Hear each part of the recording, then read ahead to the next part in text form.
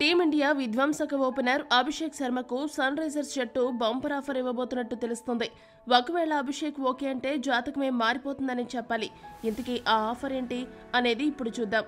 ప్రతిభ ఉన్నోడికి ఒక్క అవకాశం చాలు. కుంభస్థలం కొట్టడానికి, చరిత్ర తిరగరాయడానికి, నవశకాన్ని ఆరంభించడానికి జస్ట్ ఒక్క ఛాన్స్ చాలు. టీమిండియా యంగ్ ఓపెనర్ అభిషేక్ శర్మకు ఇది సరిగ్గా సరిపోతుంది.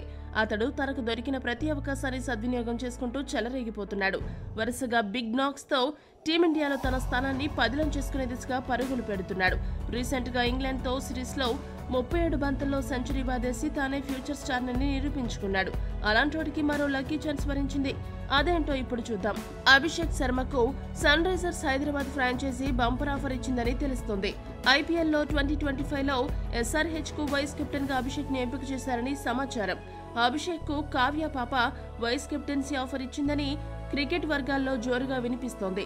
అదిరిపోయే ఆరంభాలందిస్తూ టీం విజయాల్లో కీలకంగా మారడం, నిలకడగా పరుగులు చేయడం, గేమ్పై అవగాహన ఉండడం, ఒంటి చేతో ఫలితాన్ని తారుమారు చేయడం, ఎలాంటి పరిస్థితుల్లోనైనా ప్రశాంతంగా ఉంటూ ఆశపై ధ్యాస పెట్టడం, తోటి ఆటగాళ్లతో కలిసిపోవడం లాంటి లక్షణాలు వైస్ కెప్టెన్సీకి అభిషేక్ బెస్ట్ చాయిస్ గా నిలబెట్టాయని తెలుస్తోంది.